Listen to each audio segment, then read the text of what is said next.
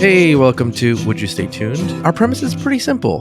We watch the first episode, or the pilot, as some would call it, of a TV show or limited series. Usually one of us has already seen said pilot, or the entire show sometimes. Yeah. And then we review and discuss the pilot and ask ourselves the question, would you stay tuned? And would we keep watching this show based off of that first episode? I imagine part of it also being like, man, I really love this show. I want to show it to people. I feel like this happens a lot. Like you go to a party, the holiday parties have Yeah. either just happened or will happen. weddings. I don't know when this comes out, but Weddings. so you go over and you're like, hey, what do you do? And eventually you get rid of all the stupid topics of like, how's work, how's the family, Yeah. Yep. and you start, What are you it starts getting a little watching awkward. It starts getting Yeah. awkward, and then you're like, so what's up, dude? What are you watching? What are you into? It always And gets then- there. Yeah. Yeah, and then somebody will Always. like they'll suggest something, and sometimes people will watch, and then you always want to follow back because you're like, oh, it kind of triggers you to like when you recommend something that's really good, it triggers you to be like, oh, I wonder if fucking Tim or whatever you recommended to, if Tim watched the pilot episode. But this is just for the four of us. Myself is Ricardo. I'm Marvin. I'm Dan. And I'm Sarah. Well, this pilot episode of this podcast, pun intended, we get to actually like confront the people we suggested these Confront TV them? shows for. Did They'd you be like, watch why don't my you like my show? Why recommendation? don't you like my show? Yeah. Yeah, because when Uh, you're at a party, you have to be like, oh, I don't really like The Office. I don't want to Yeah, talk about yeah, it. But now yeah. we're gonna have to force you. Or talk you know what too? about- What I've done is if I don't like a Yeah. show, I say, oh, I never watched it. I'll take a look at that. Yeah, And I'm like, exactly. I fucking Yeah. hate that show. I do that a lot. I feel dude. like that's more appropriate, Right? like use of this forum. Yeah. It's like, well, yeah, it's finally time, motherfucker. You said you would. Yeah. There are certain shows I've Danny noticed Tim. that really trigger people if you haven't seen them or don't like them. And some of them would be probably, I think, like one of them that comes to mind is Game of Thrones. Like, Yeah. if you're like I'm the one of only those. person who Friends, The Office, like those are like Oh, shows that I feel like people are more Yeah, you forgiving now, mentioned though, if it. you have missed Game of Thrones. they're Yes. like I ready think- to fight. You know, But during the heyday at my Yeah. my current work, people used to literally yeah. block aside time after meetings, like schedule time to discuss the latest Game of Thrones. And I'd be like, I'm not involved. And they're like, oh, come on, you don't watch Game of Thrones? And I'm like, no, I haven't seen any of it. Now who's the sucker? You Yeah. suckers, now that you've seen the whole thing. I think I get a lot of that from. We'll get to it. I don't want to spoil future episodes, but there's a certain show There- on everyone- AMC. yeah. There's a certain show on AMC that people have seen and I haven't, and I always get a what? You haven't seen it? It's Calm true. down, dude. What do you live Calm under down. a rock? Yeah, I do. Yeah. I do live under a rock. Yeah, rock. I mean, everyone has. Um, That's the whole point of the show. Is I think it's, or one of the points is everyone has these shows that are wildly popular or not popular, or just good or bad or whatever Yeah. that we haven't seen. And eventually we'll get to shows where none of us have seen. I think we're gonna go all over the place. We're gonna discuss shows from the past and present. I think that'll be good to do some that none of us have seen, and like, Oh yeah, that'd I mean, be like cool. I've seen a bunch of I Love Lucy, but I'd like to hear anybody's take who hasn't seen. I have Right. not. You've never See, seen one there we episode of I go. Love That's Lucy. what I was. That's what I was just talking about. I've actually seen a ton of I Love Lucy. Yeah, I I've have seen every episode. seen, like KTLA clips. 5 used to just play it Yeah, randomly all the time. I've so- seen No, random I've seen- episodes, but I'm I've pretty seen sure I've never clips. seen the first one. I've seen Nicole Sullivan play Lucy on Mad TV. yeah. It's the same thing. All right, so Yeah. this week we're discussing HBO show Deadwood, yeah, which premiered its first pilot episode on March 21st, 2004. It is a show created by David Milch. He is the writer of a bunch of cool pilots that you've probably seen if you were into procedurals. Did a bunch of it, NYPD Blue, Big Apple, Oh. Brooklyn South. Okay. It has an LA NYPD Law. Blue feel. I am the one who's seen this entire show. There's 3 seasons and a movie for the show. Wait, was a there's movie only too. 3 seasons. Yeah, and a movie to wrap it up. Actually, That's quick it? check. Has anyone other than Ricardo seen this show before? Because I have Yeah. not. I have not. I have not. Okay, three so knows. Ricardo's the only person who has. Ricardo's the only one. I want to say this is HBO's first. No, they It might can't have be had their other- first Western. Yeah, they Yeah. might have a miniseries. Yeah. But anyway, this is their. I want to say this is the one that lasted the longest running Western. Wasn't it like kind of a surprise hit? Because I remember people I don't thinking. remember at the time. That's a good I question. remember to people ask, but thinking like, it'll be fine, and then like, yeah, it I did think- kind of blow up.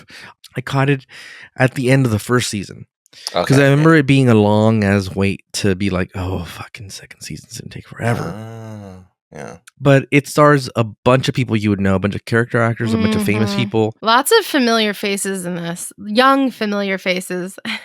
I kept on thinking about John Wick. There's a very young Timothy Oliphant. This is pre what's that Justified. effect show? Justified. This is pre Yeah. Justified. Well, Justified, he seems to almost see. Okay, I knew nothing about the show, so I didn't even Yeah. know Timothy Oliphant was in it. And so the Mhm. moment he came on screen, I was like, "Hey, look, Justified's in the show." yeah. Because he kind of is dressed the same as in Justified. A little bit. I mean, it's a western. Justified is a yeah. western, basically. A Yeah. neo-western. Yeah. It stars Timothy Oliphant, Ian McShane, John Hawkes. A lot of the character actors Mhm. that are in this that you would Mhm. know is like Brad Dourif, the voice of Chucky. Oh. Oh, the I didn't know original that. Chucky. Just the other day, I saw a Spanish dub of Chucky. It was hilarious. Oh yeah. Um, Good. Other people that you would know is like What about Jane? Jeffrey That actor Jones. looks so familiar. She looks so the girl who plays familiar. Calamity Jane. Yeah. Yeah, she does look familiar. yeah, and I she's in a looked her bunch of- up, and She's a she character actor. didn't- She was like in Yeah. Lost. Also, I forgot to mention Keith Carradine playing Wild Bill Hickok. Is Right. amazing. Yeah. He's a real standout for me in the show. Mm-hmm. Yeah, there's like Um, 2 cartoon characters in it. One is Wild Bill Hickok, and one is Calamity Jane. Yeah. Mhm. And they're not quite chewing the scenery, but they are playing larger than life, like really, really large characters. Yeah. From what I've read, they were larger than life people. So I Right, think Yeah. they were hitting at something very interesting and cool. Especially Calamity so Jane, who had to like make her stand as a Yeah. woman gunfighter, so Yeah. she had to put on a front. I personally like it. This show did a thing that I don't know if another show's done before, which is one of the actors in this is Garrett Dillahunt. He is the dad in Raising Hope, and he plays Jack McCall. And if you know anything about history, Jack McCall is the man who killed Wild Bill. Jack McCall is killed off, and Garrett Dillahunt comes back later. I want to say in the same season as a different character. Okay. They do that with 2 actors, and it is amazing. They're really good actors, and it's really well done. And I think at first it's a little jarring because you're like, oh, is he playing the same character? Why And do then they you're do like, that? oh, it's not. And there's no Well- gimmick to it, right? Like it's just straight up like this is a new character now. Yeah, like David Milch, he kind of treated this like a play. He really, Yeah, I was Like, about to he say just that's loved like these people. stage play Mm. Yeah. tactics to have Yeah. multiple people playing That's multiple. fascinating. Dude, it's just like actually. Wishbone. yeah, Yeah. just like Wishbone. Use the same Oh my actors gosh, there's a every time. Wishbone I've never- episode of I've never Deadwood. seen Oh my Wishbone. So he did that twice with 2 actors, and he was really good at protecting the show and protecting the actors and protecting people. And famously, there's a character in this in season 2, I want to say, or the end of season 1. It's a little boy, Mhm. and the actor's mom in real life was being kind of annoying on set and kind of Mhm. being disruptive. David Milch took like a couple hours to figure out, and so Mhm. David Milch went to Timothy Oliphant's dressing room, and this character is really close to Timothy Oliphant's character, Mhm. and he said, "Hey, I figured it out how we're gonna deal with that." And he's like, "Okay," and he's like, "We're gonna kill off the kid," and What? they did this within like 3 episodes. So like there's a problem, and then they kind of went ahead and again, okay, in 3 episodes we're gonna kill him off, so we don't get a lot. Wow. That episode when Wow. they kill off the kid is one of like the saddest, deepest episodes that there is on the show. To be able to pivot like that as a writer and to make Because it someone's being poignant, annoying? being poignant, make it Yeah. worth the while, and in fact it strengthens Timothy Oliphant's character because of it, because of this death. I can It's- see it's why that'd be amazing. up your alley. Yeah. I have to Before make we- a confession. What's that? So I know very little about Deadwood, and I know superficially about westerns. I like Yeah. westerns. I actually really do. I'm a big fan of John Ford movies and whatnot. but I am almost used to like the really broad version of a Western. So I was almost expecting the intro. Got this cool marshal, right? He's like, you towners are trying to prevent me from doing my job. I'm just going to hang him right here. I hung him. Got his last words. Who's going to get him? I was expecting like the town people to be like, Marshall, what's your name? We never caught your name. And he goes, Oh, Johnny Deadwood. And then like that would be And you thought that- hard you're cut like- to you're title. like, ah. you know, and then it's a burned wooden sign with a whip crack. Yeah. Yeah. Mhm. I was like, I literally did not realize they're going to Deadwood as a town. And I Yeah. was like, Yeah. oh, okay. Well, And well, then- glad that was a surprise though. Well, the whole thing is Johnny Deadwood. it's kind of a surprise in general. The moment it started, Sarah and I were like, wow, first of all, this feels like yeah, I want to say that the opening credit sequence is one of the Mhm. best I've ever seen. it's really I love classic. it with Yeah. the horses and just Yeah. the water Mhm. and just I don't know the shots they chose. I really liked the opening credit sequence. This Very is good. the Moody. this is the transition where television was going from shooting on film to shooting on digital exclusively for Mhm. HD content, Yeah. and it's really fascinating because it's still like because for people who don't know, you have to light digital a little differently than you light film. Yeah. But they lit it for film, but shot it on RE digital cameras, so it has this like really of the time look, like early 2000s look Yes. of That's there's true. this video kind of shooting style, but it's a Western. So Yeah. it makes it feel contemporary despite being like about a Western. You combine that with the way they talk, which isn't like completely of the time. Like they use swear words and stuff, but they're using Oh it my gosh. so It's excessive. Yeah. like NYPD bluishly, you know? Like Okay, so let me give a quick synopsis, and then I'll get to two things Yeah, you yeah. said that are really cool. Yeah. Okay, so I'm going to give you literally the quick and dirty synopsis that is literally on the HBO Max website for this. Okay. Which is this: Marshal Seth Bullock and partner Saul Starr relocate to a gold mining camp of Deadwood. Are leads for the pilot.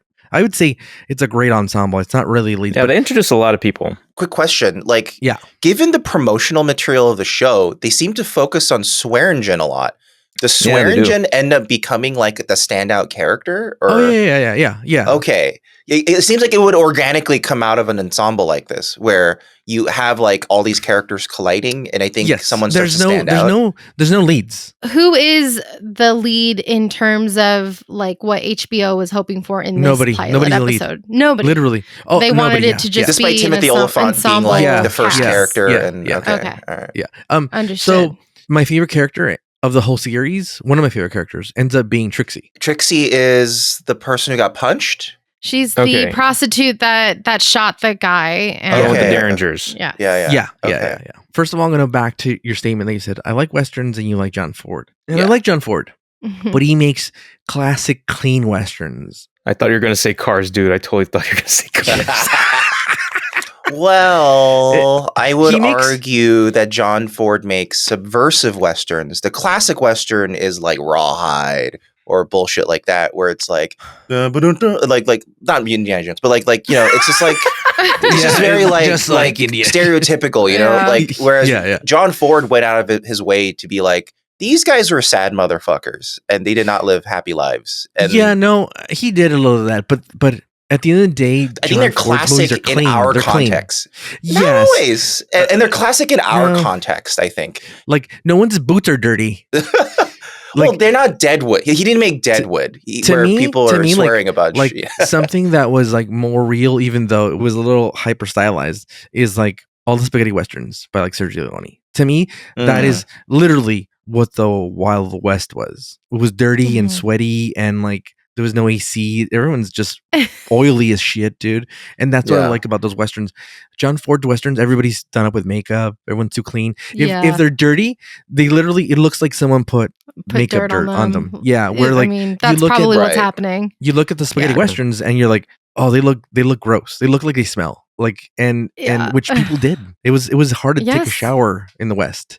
Right. And I like that about this show. Everything seems very primal. Like that dude's gonna lose his remaining teeth trying to bite that gold piece. Yeah. Yeah, And is it yeah. true? Yeah. Is the whole premise of Deadwood, there is no law and order, right? At the Like, time, it's- yes. Because it's not a territory yet. Yeah, technically. So yeah. there- This They time. Yeah. That's part of the appeal of I think Deadwood. what they were, what Swearingen freaked out about a little is when Wild Bill came in. He's like, "Hey, Wild Bill's a former marshal. Is he attempting to bring law to this town?" But Yeah. they don't want the law because the law allows Swearingen to operate the way he does and allows Yeah. them to like mine for gold and stuff the way they do. And it seems like they're all former marshals. I think Swearingen and Timothy Oliphant only. What about Jane too? Is she not a former? I think Jane is just a gunslinger. Marshal? I don't think she's Yeah, a they're former marshal. so I think at this point they become this like roadshow. yes. They're like literally almost like part of the circus. Yes. They're like they put on Mhm. shows.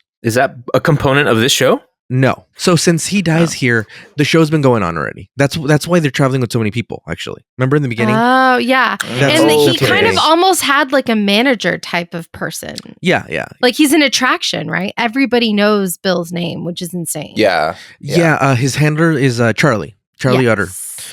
Everybody who you think is just a throwaway Uh-huh. character, Yeah. everybody becomes so fucking important. The guy who manages the hotel, you hate him so much throughout the whole show. What's but his you're name? What's his "Ugh, character's name? Swearingen. No. The Swearingen? guy who owns a hotel. No, his second in Swearingen's a bar command. owner. The guy who tells him to be like, Oh, get the- him $20 and a girl. Or His something. Oh, the is- manager guy? EB Yeah. Farnham. EB. Yeah. Yeah, Yeah. EB. Oh, I The was one- talking about He's Swearinger. the guy who Swearinger guy he's is the guy huge. who stabs the guy in bed at the end, right? Oh yeah, he's like the The episode. manager Yeah. though. He's below Swearinger, right? Yeah. He's Swearingen's like go-to guy. Yeah. Who, EB I Farnham? saw Or are you him- talking, Oh, are you the talking big about, enforcer guy? Yeah, the enforcer guy. With the Who's that mustache.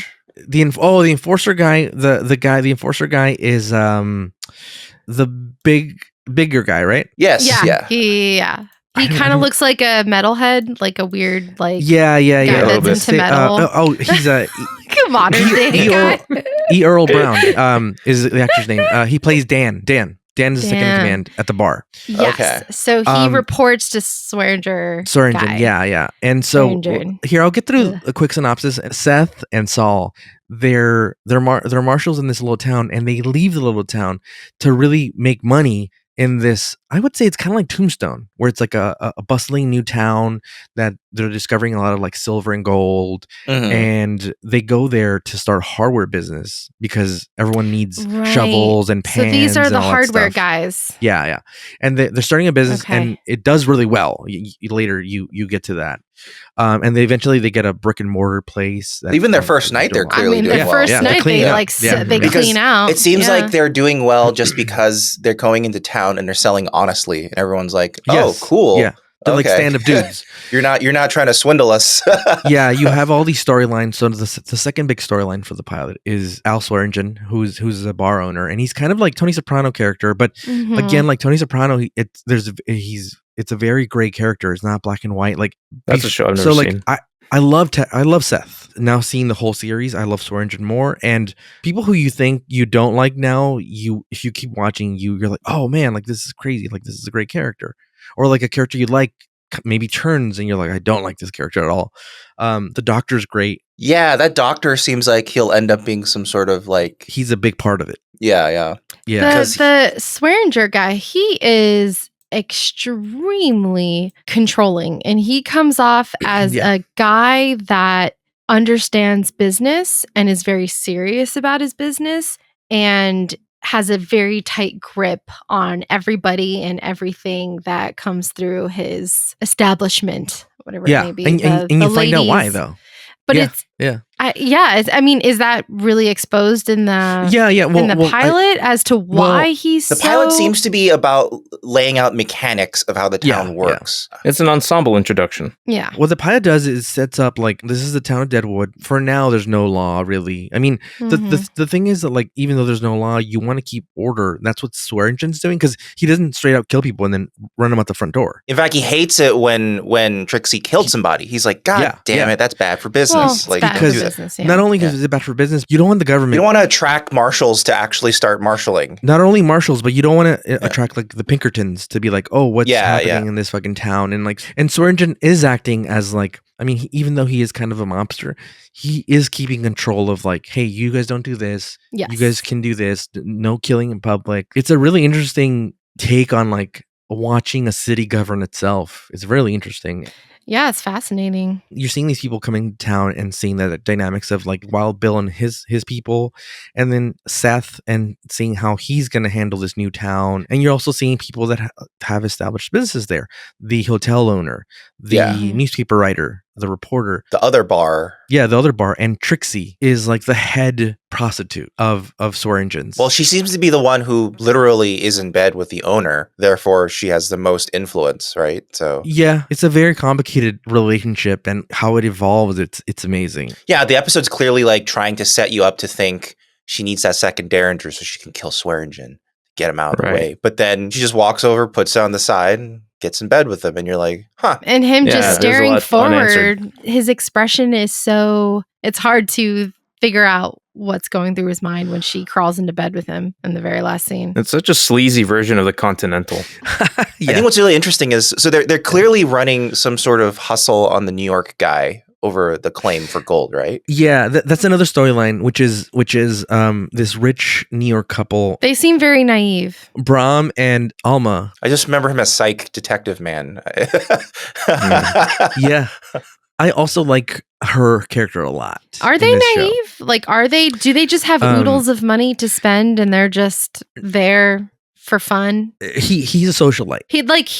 They don't seem pressed at all, is what I'm trying to say. He's trying to impress his father. Yes. By saying, look, I could go out and make a fortune on my own as well. And he talks about opening lines of credit and stuff, but he's wealthy, I presume. But he's still using his dad's money. That's where he's getting the lines of credit from. Yeah, he's pulling himself up by his own bootstraps right now. He seems to he's trying to puff himself Beautiful up, right? bootstraps. He's trying to show off almost. Yeah. I think he's being fleeced by Swearingen and his team of fleecers into thinking he bought a good claim. And for some reason, we don't quite know yet, Swearingen is mad that he was pushed all the way to the limit of his credit limit because that may make him draw more money from New York, which maybe he doesn't want. It's not really clear why Swearingen... That is the reason. Because he doesn't want more attention, right? I think that might be why. Oh. Yeah. Yes, that's Okay. 100% it. Yeah. Because also you later find out that since he's a socialite, his family is hooked up to the Pinkertons, which are at the time like the leading detectives. They become the Secret Service eventually. So is that why Swearingen is upset? He doesn't want attention. He wants to get as much money out of him as possible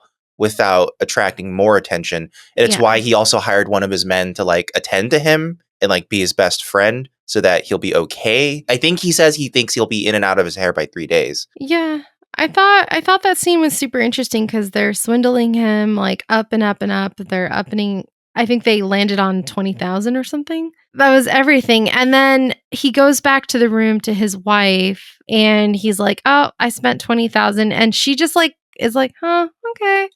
I was expecting she's also hopped up on laudanum. Oh, okay. Yeah, she's taking something out of She's that on dropper. drugs. Yeah, Oh. she's dripping medicine into her drink. I thought before that was drinking. medication. Is that drugs? Yeah. Of some kind? I think it's laudanum or morphine. I think I can't remember. She's now. clearly getting high because she seems Okay. detached. Because she seems really out of it and very She is. yeah. The events of the morning She is also on it. kind of explain what their two motivations are, which is that he dresses up and he puts on his whole cowboy outfit and he keeps being like, I want her to look at me. I want her to see how cool I look. And Yeah. she doesn't get that. She doesn't give it to him because she doesn't care. She's trying to ignore everything. And then when the shooting at the end happens, she freaks out and takes more drugs. So she's clearly trying to not deal with things. She's just she's trying to medicate. Yeah. Yeah. She probably has just some medicating sort of herself, maybe. general ongoing trauma and is just trying to ignore everything that this guy took him on. I like we said the grittiness of the Yeah. show, which I think makes it work with the camera work. Yeah, And it's digital. because digital is very Media. unflattering, So especially Yeah. digital, the way it was shot back then, where they didn't light it the same way, and Yeah. makeup hadn't caught up to what digital should be. Yeah, but it works so well for the show because it's Yeah, it's yeah. even grittier. There's a scene where I want to say she's laying naked on her bed and her arms up and she's got armpit hair, and I'm like, they Yeah. thought of everything. They Yeah, were yeah. don't No clean shaven ladies here. Yeah. And I thought that's one of my favorite like little things about the show that I'm like, fuck that detail, dude. Like Ricardo anybody loves else would have been armpit like, hair. hey, you know, Just so everyone knows. I love, no. And later there's a lot of Oh my nudity, God. It's like, HBO, especially the so- brothel. Authenticity is Ricardo's Yeah. fetish. Yeah. And authenticity is my fetish. Yeah, exactly. Oh my And- god, that pistol is the exact same model they would have used back then. Oh boy. And then Yeah, another storyline. I do love the nudity. There's a lot of language, a lot of what is it? Cocksuckers was their favorite. That's Yeah, throughout the cocksucker. whole series. That's like And I Swearingen's just favorite kept word. thinking to myself, like a Yeah. lot of fucks, a lot of fucking, a lot of cocksucker, a lot of language that had me thinking, was this language used in 1879? Like what? Yeah. Yeah. But maybe cocksucker, was a big I think thing back so. then. So I have to don't know. confess, I've had some minor exposure to Deadwood. One of them is reading about the language and how that it's not like totally period accurate, but it's designed to convey the feeling to a modern audience of the way Yes. they would have felt. And Yeah. the other is I think I was shown in a class. Someone showed me the end of one episode of Deadwood, and it was Swearingen getting a blowjob and just being super angry. And he's just being like, this motherfucking cocksucker won't fucking do this motherfucking cocksucker thing. Like over for like 2 minutes. And at the end he goes, you could spit it out. And then Oh my Yes. God. how the scene ended. I was like, all right, so that's Deadwood. Yeah. Wow, what was the Yeah. class? I forget. I Jesus. just remember it was in film school. I was like, okay. It's funny because, of course, we all had the task of watching the pilot, and I watched it, and I had a very hard time not hitting watch next. And it brought this thought to my head as well. There's that saying, Netflix and chill, right? Yeah. Which what does it mean? It means you're basically saying, we're gonna watch something on Netflix, but we're gonna end up making out or fucking. Yeah, we're not right? really watching Netflix. No. The chill part is it infers sexual activity of some And then kind. first butt sex. Yes. Of Yeah, course. yeah. Absolutely. Only that. At least a hand job. You would never. They would never say that about HBO. It's HBO and pay attention. You know what I mean? Like, HBO, HBO and shut your fucking mouth while we watch. yeah. Yeah. I definitely, I know I said this earlier, but I need a character map. Like I would need to like write down all the characters' names and like who they are. And I could see that show being that type of show where like, since it's such an ensemble cast, I kind of have to keep Mhm. track of who everyone is and their relationships to each other, which is not a bad thing, but it's nice. It's nice that there's fleshed out characters. It's like a We haven't seen Real past world. the pilot, obviously. No, I but haven't. I feel like what's going on in the pilot is that every time they introduce a character, it is slightly different. They end up in one stereotypical state. They start off in a stereotypical state. Yeah. And then they end up in a spot where you're like, I didn't expect that character to really be like that. Like Timothy Oliphant's character starts off at this badass martial guy who can take on a whole town and carry on his orders. And then by the end of the pilot, he's sort of just like, I'm just trying to figure out what's going on in this town. And then you introduce Wild Bill Hickok, and his reputation is supposed to be that like, I'm like fucking Wild Bill Hickok. And he's got cool. like a hair triggered temper, right? Yeah, But, but then he's like, like you really think- calm. He's actually Yep. kind of dim-witted. He's not like super smart. Yeah. But he's got a sense of justice, and he's kind of doing what he can, it seems.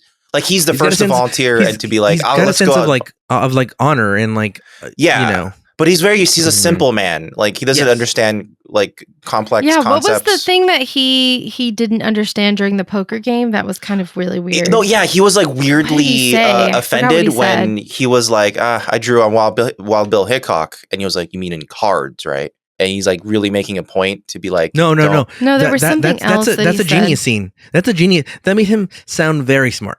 No, there was Um, something. No, There was that's something not the, else that's not he the part said. where I think he's stupid. I think Okay, that's the okay, part okay. where it's like he's very, very concerned about Yeah, his of how sense of how he's also viewed as well. Yes, exactly. Like he's like, you have to say also because there's a reporter in at the bar. Like he's like, you drew at me at cards. Like he wanted him to say cards, not a gun, because Yeah. no one draws on Wild Bill. Yeah, you know? yeah. At least not in a fair fight. But then it's interesting because then you have Cutter, who's his manager, and Cutter kind of goes, he's kind of like he's just gonna lose all the money at cards. And it's like it's kind of implying that Cutter knows Bill's true nature and that he's like he's less than the legend. I get it. I don't know. I of course he's a human, so he's flawed, but I think he's a degenerate gambler that he always was.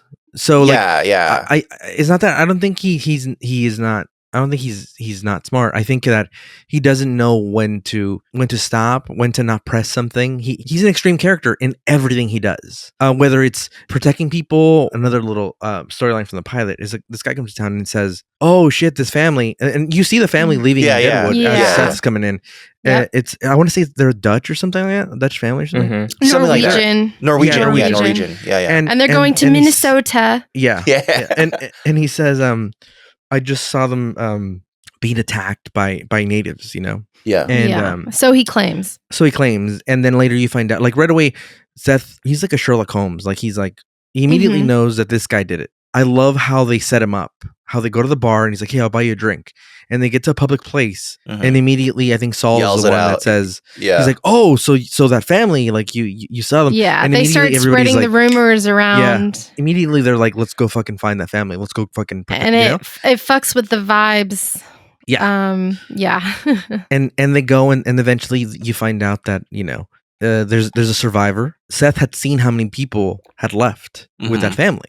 Yes. And when he said, this number of people I saw dead, he knew that there was a survivor. So he went, saved the little girl, and she was really hurt. When they brought her back, they took her to the doctor. Always drunk, by the way. He brings her to the doctor, and then they know that this guy is gonna either want to leave before the little girl wakes up. He's That's why he's getting on his horse and like, I'm ready to pack it out. No big deal. Just paying being a good citizen and reporting things, and that's it. I'll be on my way. And then I'm sure you can take care of it from here, officer. No worries here, Governor. No worries here. I'm good. And I love the scene where they both shoot him. Oh yes, and Wild Bill goes, "Was that me or you?" And I just love that how they instantly clicked. And the thing is, I think if you look at the footage, it's simultaneous. But Seth tells him, "I reckon it's you," because he doesn't want to. He doesn't want to bruise his ego. To me, that scene seems to me like the start of like a friendship / storyline with the two of them. Like they instantly bond over this need to get to the bottom of what happened. This like sense of, and they're both fellow marshals. Like when they talk to each other, they're like, "Where were you, Marshal?" Like sense of justice for this poor family that got murdered and things like that. Lawmen got to stick together. Oh, actually, no. If you watch the footage, so Bill did win. Yeah. Okay. So there's another scene. The first scene that opens up. It's my favorite scene because it tells you everything, and that's just such great writing. This episode was directed by Walter Hill, and he also wrote a bunch of movies that some he directed, some he didn't. He wrote Aliens. He wrote a movie called Wild Bill that was just about Wild Bill with Jeff Bridges, and he did that Arnold movie, Red Heat. He did Crossroads, 48 Hours, Streets on Fire, a bunch of movies that you would know he directed. But the first scene tells you everything you need to know about fucking Seth, which is he has a great sense of what's right and wrong, but he's also fair. Like he lets the guy say his last words. Yes. He doesn't let the mob of people take him because they don't just want to kill him. They want to beat him up. And also that dude offered him like, "Hey, I have a lead on getting a bunch of money before we go to Deadwood. I mean, do you want a bunch of money?" And he's like, "Nah." Yeah. And it's why you think of him as like the classic justice-driven Western character at the beginning. And then I think it's just fascinating that he goes from like tough lawman to like, "I'm going to Deadwood to sell stuff." It's like a really interesting subversion. Hey, it's a career change. I know. I think it's really interesting. It doesn't last very long.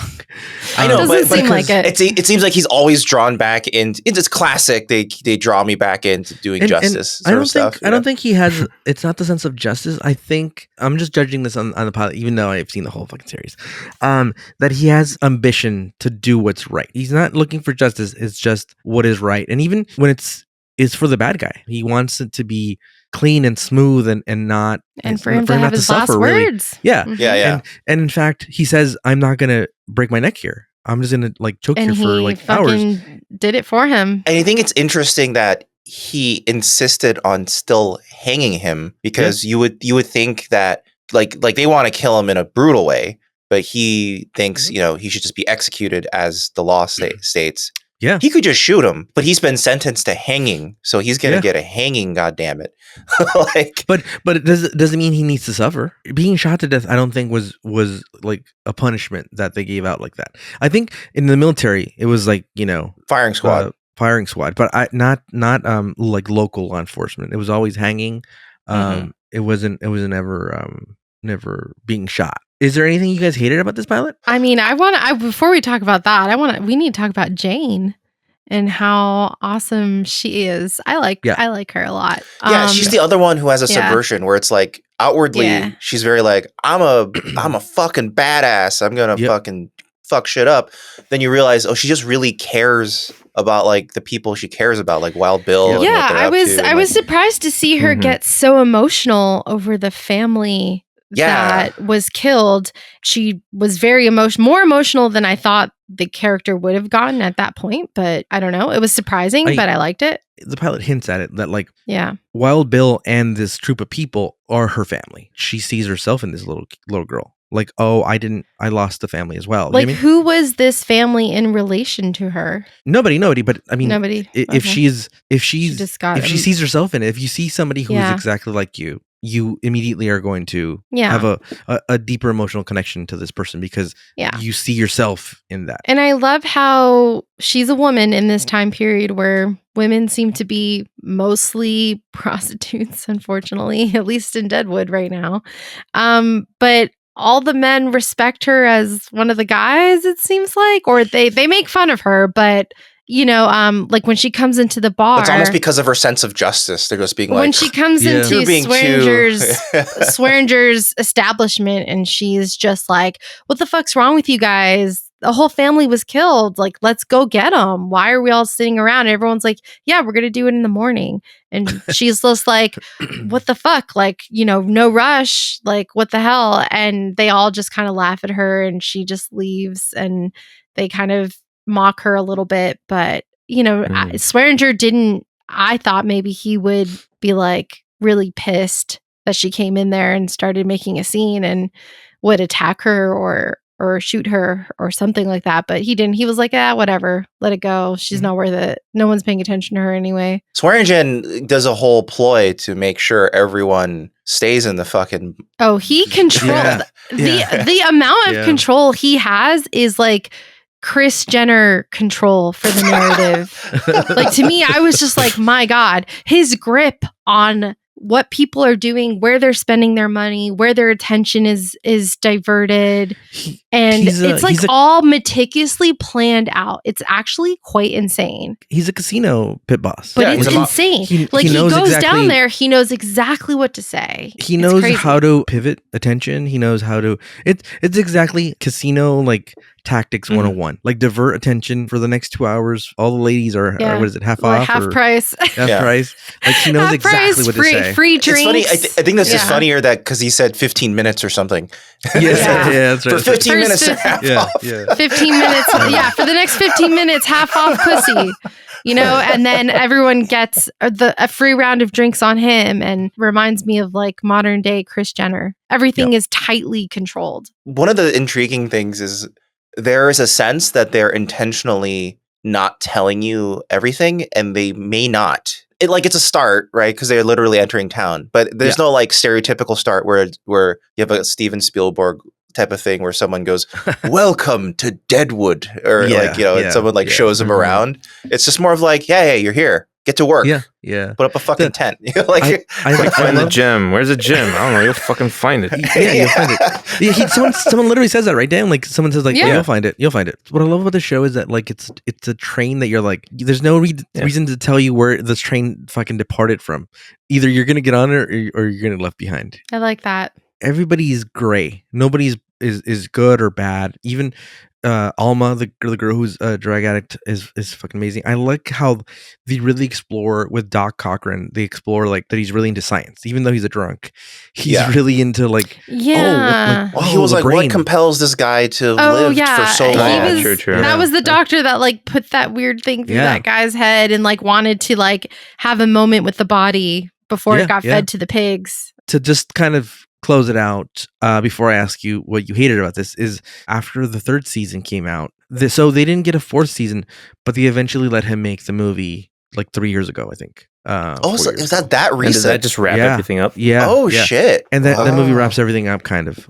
Yeah, because I It's basically remember the fourth season. Deadwood. I've been reading Deadwood was unceremoniously canceled, and people were like, "What the fuck? Things didn't end." I think I remember people at the time being mad about it. He literally could have been like, let me just do one last season and then close it out, and then I'll do my new show. But no, he chose John of Cincinnati that only got one Fascinating. fucking one season. Wrong Um, choice. And then he went on to wrote on True Detective. He wrote one episode, and then he helped Michael Mann with his show Luck. But that show had a lot of like behind the scenes problems with like it was about horse race betting, and a lot of the horses kept fucking dying, dude. Oh, in the shoots? Yeah.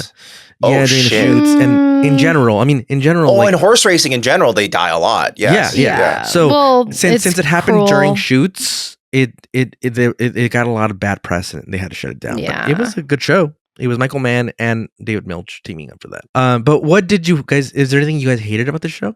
I don't think didn't anything I like? hated. I think the only thing, this is a personal thing, Yeah. is I tend to want to have a hook for the first episode. I think Deadwood seems to aggressively not do that. It's almost slice of life. Also characters. It's also like either you like these characters or you don't. Yeah, yeah. And what's so crazy is that like you meet 4 big characters after this. So like actors that they don't get to is Powers Booth joins the cast in episode 3. Oh, Powers Booth joins the cast. Okay.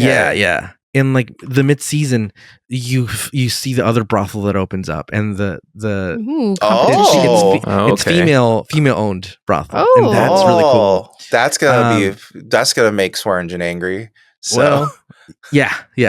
I feel like every episode you introduce to more characters, and you're like, oh, I gotta keep track of these fuckers, dude. Yeah, you need a character map. It's not a story based hook to the show. It's more of a character based. Yeah, hook. it's a character thing. Yeah, it's a character study. You're only seeing how and why characters operate the way they do. There's almost not a story. It's just like an event occurs and they just go, let's check out the event. And it's wrapped up in the episode. So it's not like they really want you to be like worry of a story continuing. You just keep watching because of the characters, which I think is interesting. Yeah. I have something I disliked. I don't want to say hated because that seems very strong. And I'm going to be that person that says the language really threw me off. Like the fuck and the fucking and the cocksucker. As fun as it is, and I'm not like a language police at all. I actually have a tidbit about that. Across the series, there are 2,980 fucks uttered with an average of 1.56 fucks per minute. Yeah. You know what's so funny is with my group of friends that because we all kind of started watching at the same time, so it was like I want to say it was like 5 of us, the group of friends that like started watching it, and consistently we would just start like our swearing went up by like 75% when we watched the show, dude. Like it's every other word. Calling people cocksucker. Yeah. And I feel like I the writers maybe were like, okay, it's HBO. We're gonna be edgy. We have the nudity. We have the language. We're going to say it all. And at this time, I think it was really popular to say fuck and cocksucker and all this stuff. But now and maybe to appeal to more of a modern audience, which I think we talked about earlier. But now I feel like it's almost doubled back, where now it's like just comes across as cheesy and a little dated, even though the appeal initially might have been like, we're HBO, I agree. We're this, but now it's like kind of jumped over that and like looped back around to just being cheesy and dated. There's a general criticism I have of HBO in general, which is almost kind of like there's almost like the HBO style of show some TNA and curse please. Like it's almost they're telling their showrunners, hey, like you're allowed to, so definitely do it, put it in. And it's like sometimes you watch an HBO show and you're like, that didn't need that. It was just gratuitous. And and like especially when I watch like Westwood, not Westwood, or anything. Westworld. Yeah. Like Westworld, there were random scenes where I'm like, I think the funniest part of it is when Anthony Hopkins' character in Westworld, this is a completely different show, obviously, but it's a general critique of HBO, I guess. his character is like so like well thought out and reserved and has a specific point of view about things. And there's a comical scene where he goes into the laboratory and he goes, "Why are you covering these robots up? They're just machines. Show off their tits." And he like tears off of their blanket. And you're like, what the fuck? Yeah, it's weird. And like that particular scene stands out, and I go, that feels like a HBO mandate thing to be like, show off their tits. Like it's like very. Yeah. I don't necessarily get that in Westwood. Or sorry, not Westwood. Deadwood. I think the Westwood too, dude. Westwood. Yeah. I think what I'm getting out of Deadwood is that like Dead World. They were trying to figure out a way to communicate to a contemporary audience that these are very rough, gruff people. Yes. But if they used period level of cursing, it would come across as more cultured than it would 100%. back then. I think that's what they're trying to do. This is a primitive, vulgar town. Is what they were trying to get. I get that, but it's too much. It's too much. I curse so much. In real life, I curse so much. And to me, that's what appeals me about the show is that like, I'm like, oh, somebody that talks like I do. Like, do you think I watch me saying fuck in front of my son? I don't. No, but it's not even, I think it's like the choice of words they use, like cocksucker. It's a very specific. It's such a very, like, fuck, I'm more okay with, but then also I revert back to like, oh, it's 1879. And I'm like, what? No, but if they use the correct cursing, they would still sound like upper echelon. What are they called? Like sounds used to be a way people used to like curse. High They would society and sounds. So basically, that would be weird. the way you feel is kind of what they wanted you to feel, which is, hey, this is a cursing. We're gonna curse at your. It's uncomfortable. It's uncomfortable, and that's what it would be back then. Yeah. But you would hear different words. It's why, like the guy the New York guy, you son of a bitch, huh? He sounds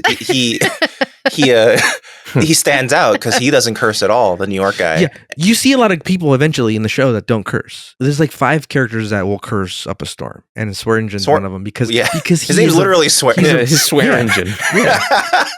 Yeah, and that was the I mean, just to wrap up that point of view, I mean, for me, that was the only thing I disliked was like that very clear HBO style imprint that is on a lot of their older shows. That was the only thing I even struggled to say dislike. It just kind of was like a thing for me. That it's very HBO, you know, like it's a very like HBO feeling type of thing. So that was me. The thought in my head. It's like as I was done with the show, it's like that was an HBO ass show. You literally told us that. Was that also what you disliked or /hated, Dan? It's or not was that there something else? Like you, it's something I noticed but don't necessarily dislike. The one thing that I did dislike is that for a show named Deadwood, there was no necrophilia at all. Yeah, dude. Yeah. Fuck these people not fucking. It's coming. It's coming. The doctor might be into it. That doctor. Yeah. We'll see. Is there any character that you really liked? I mean, I think just because of, you know, I'm a simple bitch. So I see Timothy Oliphant as the hero character, and I go, that guy's cool. We'll probably be following that guy. But I think there is a reason why marketing material and promo material started like gravitating towards Swearingen, because he's clearly the broadest character there who has the most going on. Even in the pilot, you can kind of tell that like he's definitely the most entangled. To me, Timothy Oliphant is really close to like John Ford character. And the like your I was reminded of My Darling Clementine. Yeah, exactly. He's like your classic Western, like he's a Fonda stereotype, type. You know, the hero. And then you have the Calamity Jane group, and they're almost like they're like the Oregon Trail. They're like, they remind me of, you know how all the flashback sequences of the Man Who Killed Liberty Valance. It's like heightened, right? Those characters aren't real. Like they're fucking crazy, right? And those characters are like cartoon characters. So you have the two ends of the spectrum. You have someone who's like classic Western. One is that's a little more cartoony. And I feel like Swearingen's kind of riding the middle, where Swearingen is like over the top, but there is a lot of like realness to him. almost. Like he feels like grounded still. So it feels almost like there's something about the town that makes Swearingen the way he is. And I don't know. He just I think I can see why he ends up being like the mascot for the show almost. Yeah, I get the sense that his like role in the show became such a big and integral part of the show that it's why he is that guy in all the John Wick movies now. Like they just wanted him to be the manager of an establishment, for seedy types. Again, really good. I haven't seen any of the John Wick movies, so okay. Well, in the John Wick movies, he plays like a much classier version of this guy. My favorite character that I didn't expect to like, and immediately after, I want to see like the second, third episode, that I was like, who the fuck is this guy? And then I just started following him, and anything he would do is Garrett Dillahunt. He plays the guy who plays Wild Bill at poker, Jack McCall. Oh, really? That guy who seems like a minor character. Yes. The guy who he's playing poker with, right? Yeah. And was told like you drew cards. That guy. Yeah. Garrett Dillahunt, like after this, because he's one of the actors that I told you guys that like comes back as a different character.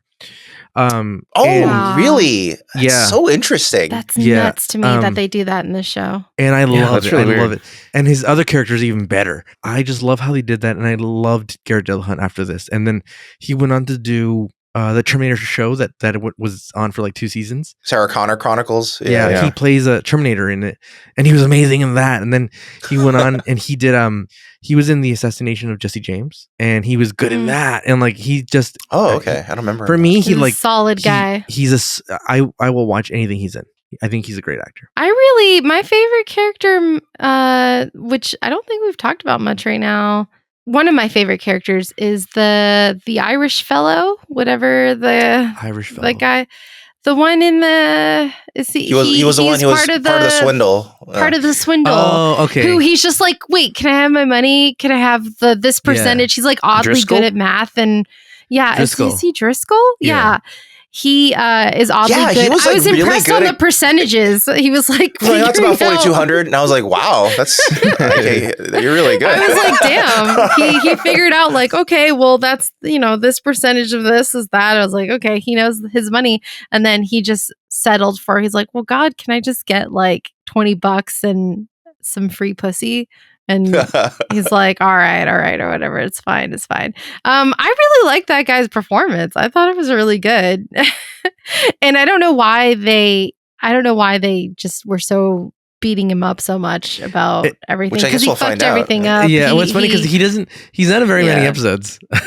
What? That's crazy. I love him. Well, I liked him a lot. Yeah, they killed him at the end of this episode. He's fucking dead. So, but like, why did they killed him? Because he was the reason why the plan. They don't kill him. They don't kill him right away after this episode. Didn't he stab him at the end? They say they're going to kill him. Isn't he the guy who stabbed at the end? No. No, that's a different guy. Is that a fake out then? Is that a different guy? Yeah, because he's in like 6 episodes. Tim just dude, no, he's totally the guy who stabbed at the end. Yeah, I thought they. He stabbed. Like first, Swearingen tells like a metalhead guy, like, "Hey, we need to take care of Driscoll." He's totally stabbed at the end, unless he survived the stabbing. You know what? No, he's another character that comes back. No, I'm looking at this is why you can't fucking do that. Okay, you know what? Already, you saying that is what I hate about this show. Does he really like those actors? Preemptively, that's the worst thing to me. Yeah. Okay. I forgot he does come back as a different character. You're like, wait. Yeah, he's a different guy. I guess he just really likes the actors and just doesn't want to part with them, I guess. He comes back as Shaughnessy. I forgot about that. Okay. Oh, that's a bit confusing, but I like this actor. How different is the makeup? I know for Garrett Dillahunt, he's definitely like he's like a dapper man. Like he's got regular eyes. They don't do the messed up teeth anymore. He doesn't have messed up teeth. And so they at least try to make them look different. Yeah, I want to see the guy who plays the Reverend comes back. I really obviously love Wild Bill. Yeah, and I love Jane. Those are my 3 favorites right now. I like their costumes. Oh, Wild the Bill's costuming. Got a good look. Everyone's They're- costume is A+. Yeah, everyone's got I- great looking I think costumes. the shot where they're riding into Deadwood, you just go, look at the production value. There Oh, is yeah. a lot. Western ass Western. They built a fucking town Yeah. to make It's the funny show though, work. because like whenever they do that introductory like walk into town on a horse like sequence, I always feel it looks exactly the same in every movie and show I ever see. And I don't know but if don't that you makes me placist or something, but don't you think that this show looks different because it's fucking muddy and it's just like a swap meet of people It's so- everywhere? it is Yeah, a it's a little flea- it's a wetter than flea I'm used market. to seeing, Yeah. but it's it's very like crowded. Like Yeah. the streets it are is a little more packed. crowded, yeah. And I there's there's mud everywhere. But I feel like they intentionally push the buildings closer together to like amplify this crowded feeling. Usually when you have a scene in a Western where someone's coming into town, it's almost like there's like two people in the street and they kind of just go, "Hi, welcome to my darling Clementine," or whatever, Yeah. Whereas here, it's just more of like they've created like it's like there's a world building happening just by entering the town where you're seeing like, Yeah. okay, this is where they pull out teeth. This is where they sell fucking Yeah. melons and shit. So it's like there is a sense of a lot is happening outside of your characters that you're following. Whereas sometimes what you get a lot in Westerns is that the town almost exists for the characters. All Western towns are built wrong. Like, have you guys ever been to like a ghost town, like a real ghost town, like an Yeah. old Western? Yeah. Like these are accurate streets. They're fucking together. Like Yeah. you only need room for like a horse and carriage, and that's smaller than a fucking car. Why would you have a big ass fucking road? You don't need a big ass road. Deadwood is a character. You know what I mean? Yeah. Yeah, and their It's almo- stuff's very practical. Like everyone has costumes. There's like a lot of real props and like you The got VFX of putting horses and- the metal rod through the guy's head. Yeah. I remember being like, that that's looks just like that's looked impressive. really good. believable as heck. that Yeah. looks like it could have been practical. Like yeah, they put a rod in somebody's head for yeah, real. exactly. They had to kill a guy to make it work. Yeah. It's really well done. The set dressing and the costuming is like A++, 100%. But it's Now I all have like to ask. impacted by this really interesting 90s film lighting. I Right. think it gives it like a feel that Westerns just don't have. Oh, if I had to guess, I would say this was done in the 2000s, early 2000s. Because it's like by the Just time looking at like it. Westerns made like a mild comeback because of like 310 to Yuma and like Yeah. the Coen Brothers one. What's that one called? True Grit. True Grit, Mhm. a mild comeback. And those started to be shot more like traditional Westerns again with the same kind of like maybe more harsher lighting they used to have back in the day, but it looked more traditionally lit. But this is almost lit like it's funny you mentioned NYPD Blue. It's like if you shot like a procedural but they didn't have like fluorescent lights, You know what Westerns I love, and I don't know if they, I don't know where they stand with the general public. Kevin Costner makes amazing Westerns. The ones he directs. What are the most prominent examples? Well, I guess Dance with Wolves is technically a Western. I know he even got an Oscar for that, but I think so far his master work for me is Open Range. I haven't seen that. No. I love Open Range. Actually, in 2024, he's got a Western coming out in theaters that they cut into two parts because it was so long, and they're releasing them 2 months apart. I'm looking forward to that. What is the defining thing about Open Range you like so much as a Western? First of all, there's that grittiness and the dirtiness of that I like, the grit of Westerns. He does this with the Western, and specifically in Open Range, that he takes a character that's like your typical macho character, and then he kind of flips it and says, it's kind of what I like about the new Batman movie, which is like, oh look, he's got a lot of trauma. You know what I mean? Like behind all this fucking bravado and toughness is a really flawed and damaged person. And here you go. That's what I love about Open Range. You see the tough and rough character, but then when the character develops, you're like, oh fuck, he's fucking damaged, dude. I would put it up there with like my top 10 Westerns of all time. And now I have to ask you guys this. Let's get down to the nitty gritty, dude. Would you stay tuned? I would. So I think I'm on the level where I would be interested to keep watching, but I'm not like, oh my God, I really need to keep watching. I need to know what the next episode's like. You're not hooked. I'm not like hooked, but I'm like, oh yeah, I would keep watching. If it play next happened, I'll be like, yeah, let's keep going. Yeah, I would let the play next like counter run down. Yeah, I wouldn't stop it on purpose. Yeah. Okay. Sarah? I feel like my feelings evolved. So initially, upon watching the pilot, I didn't have the urge to hit play next. Like it wasn't like a binger, I want to say. Like it wasn't like okay. I wasn't hooked in the way like, oh my God, I don't care what I'm doing after this pilot episode. I'm watching this next. Like I need to keep going. Okay. It wasn't like that feeling took over me. It was more of like a satisfied curiosity, because mainly it just felt like a lot of information dumped on me. Sure. Like a lot of characters, a lot of keeping track of who's who, what they're doing, what's going on, what is the plot, what is the point of the show, what is the hook, what is all that. And I'm not sure that that's explicitly laid out in this episode, but they do set up really, really strong characters. And I am a character-driven person at the end of the day.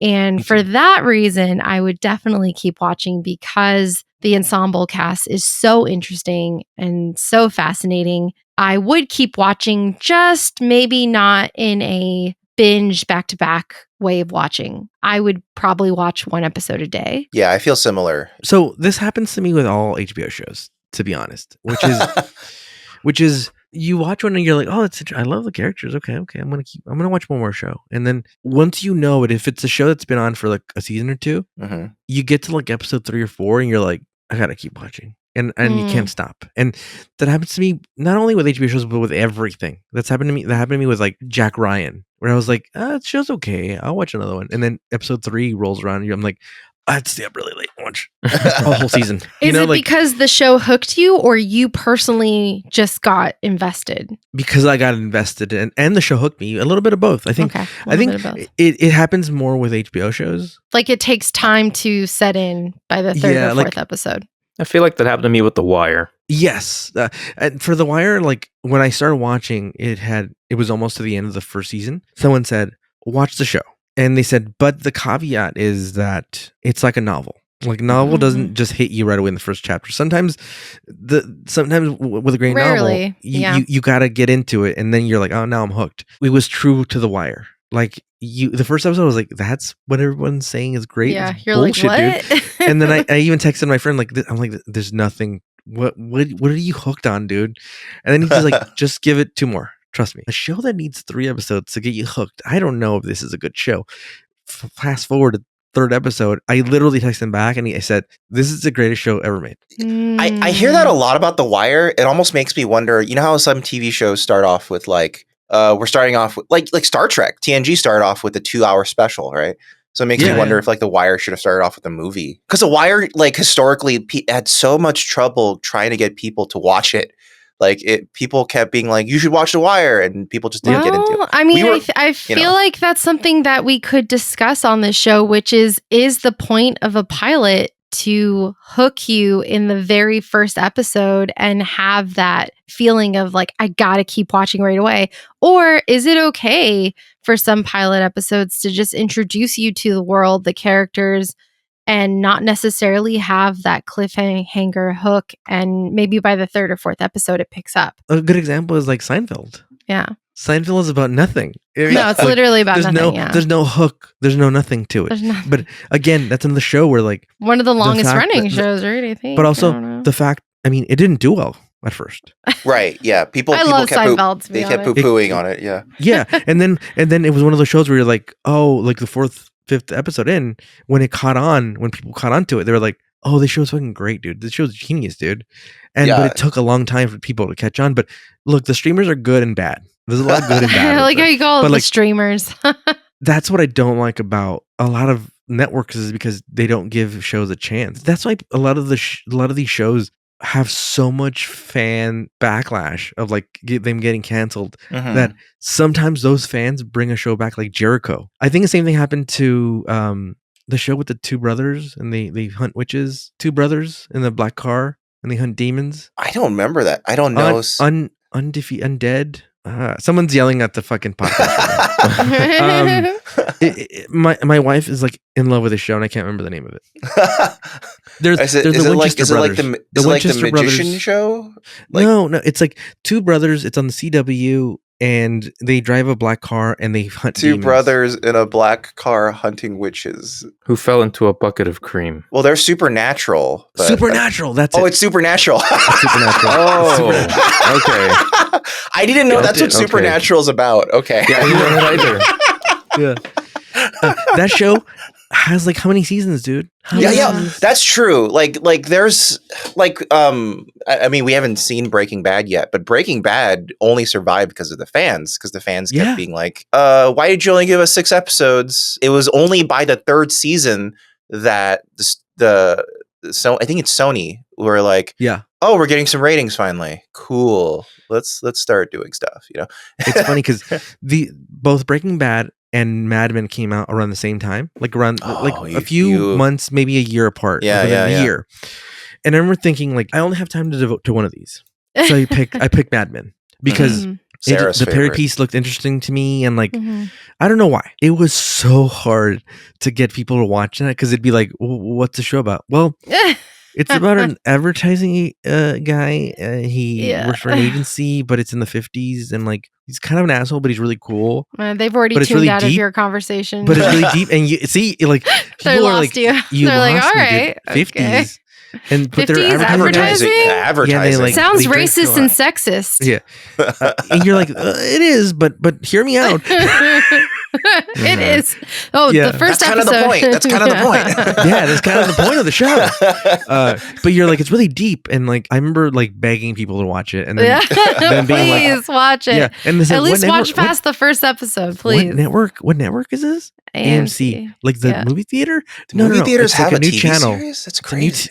It's a new channel. So I have seen the pilot, but I would love to rewatch it. I haven't seen it since the So Dan, you pilot. haven't Dan seen it? hasn't seen Mad I've Men. never seen it.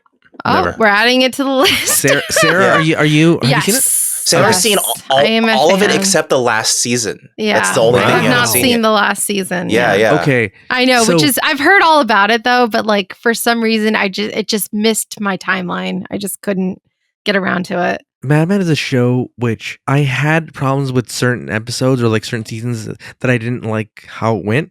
But then like the next season, they would just fucking come at me a different way, and I'm like, God damn, I was not expecting Wasn't that, there dude. some kind of list that named Mad Men as like one of the best shows of like our era I mean, or something? I would like, put Mad of our Men as time. Sure. I'm Yes, sure, I would yeah. put that. Yeah, I would put think that. so. I mean, Yeah. it was. I mean, when I was it's a really fucking good show, and there's some really good emotional, like Yeah. deep shit. Well, I have a quick question because you mentioned your favorite. What was your favorite Western again? If I had to say one, Kevin Yeah. Costner one, Open Yeah. Range. Open Range, right? What are your guys' favorite Westerns? Everyone else? Because I'm actually curious. I think that kind of says something about you a little bit. Wait, but that's not my favorite Western of all time. It's my favorite Kevin Costner Western. Oh, what's your favorite Western then? What is your favorite Western? My favorite Western would have to be probably Once Upon a Time in the West. Okay. All right. I really like Wagon Master. It's one of the lesser known John Ford films because he intentionally did not hire name stars to do it. And the Mhm. reason I like it is because it's not about like good guys, bad guys. It's just about starting a community.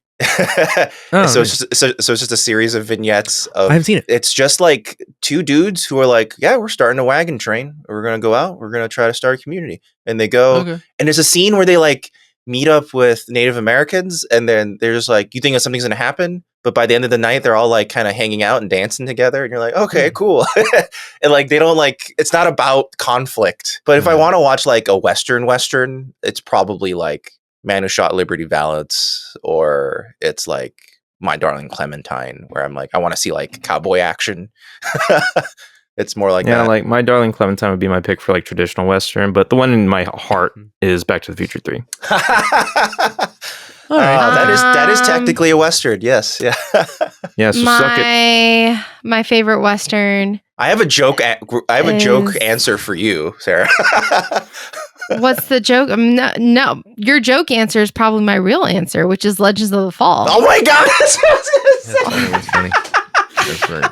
That's my real answer. I knew you were gonna say Okay, no. I've never seen It's a Western, and it's a great fucking Western. I've Okay. never seen that movie, so I'm failing to understand exactly why this is Fucking funny. Great. Because Brad Pitt is beautiful. Yes, I forced everybody I know to watch Legends of the Fall, and I had fun. I had fun watching it. Yeah. Well, I No, remember it I being love like that the movie. attractive actors in hats movie. That's what I remember There's- about it. Also, There's a Anthony lot of Hopkins attractive as a actors, cowboy, yes. you know, like Oof. it's also And- pretty fun. Yeah, it's Okay, so, so is there good. anything about it So that you good. know, like you call it a joke answer, but like, is there anything about it It's, that makes it's it only not a because western? Sarah. It's No, only it's a because Sarah and Western. I. It's a Western. Yeah.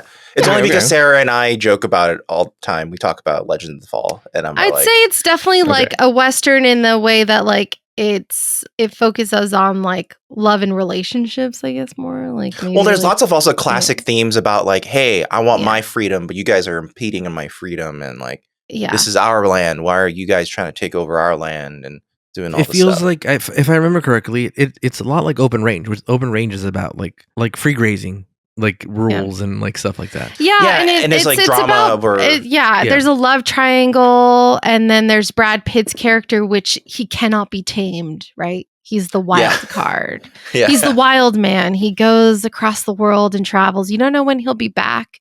You don't know if he loves you or not. He's very Is his emotionally name unavailable. Tim Fall? Tim His Fall? name is Tristan. His name is Oh. Tristan, and Tristan it's Falls. amazing. Tristan Falls. Legends of the Fall. Is he Tristan. related to Um, Jason Waterfalls? DLC Yeah, for the Legends of the store. Fall. Honestly, I can watch that movie anytime, any day. My, Love it. My, Love my, Western. my not so guilty pleasure Western when the Jackie Chan movie came out. What's it called? Oh, Once Upon a Shanghai Time in the Noon? West. Shanghai Oh Noon? no, the Shanghai Noon. Shanghai Noon. Yeah. I was like, Or fucking Shanghai Nights. bitch ass fucking Jackie Chan copying movies.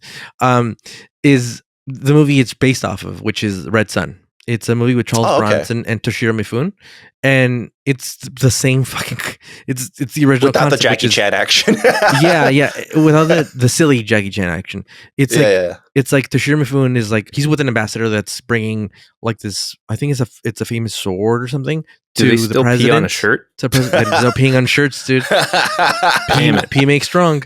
And it's Charles Bronson is a criminal and like Oh, it's Charles he- Bronson. and, Okay. and All right. Toshiro Mifune is a samurai with fucking Charles Well, Bronson. Toshiro Badass, Mifune is dude. like amazing in general in whatever he's in. So but team him up with fucking Charles Bronson and it's fucking who's like a badass, really dude. like broader actor. That's an interesting combo. Yeah. yeah Because Charles Bronson is like a sledgehammer of an actor. yeah And Toshiro And- Mifune is like very like classic and like very controlled in the way he and performs. intense and Yeah, and intense. Yeah. Okay, so I'll be honest, like you get a little bit of the humor with fucking Charles Bronson, but you get Okay. the serious Yeah, fucking that's impossible not to. yeah. But it is great. If you have a chance to watch it, watch fucking Red Sun. It's fucking great. All right. Does every dad love Westerns? My dad loves Westerns. Yes. I love Westerns. Oh my yeah. God. I grew up around my grandfather, my mom's dad, Mhm. and he would read. They're really thin Books? Western books. Not a books. It's like a novella. Western novellas. Mhm. Oh, yeah, They're tiny. They're tiny.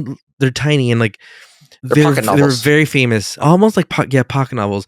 And in Spanish, they had a very specific name. I don't know what the name of it is. They were like I pocket can, novels, but they were okay. thin. What is the Spanish and, name like, for them? I think they were called Estefanias, and Oh. they were and there was bookshops that just and specifically here that my grandfather would go to. I remember, and there would be nothing but dads and old grandfathers, and he would read he would get 10, and then he would read them in like a weekend. He was like an What? avid reader of these books, yeah. Oh. And he would go and he would trade them, like because they were used.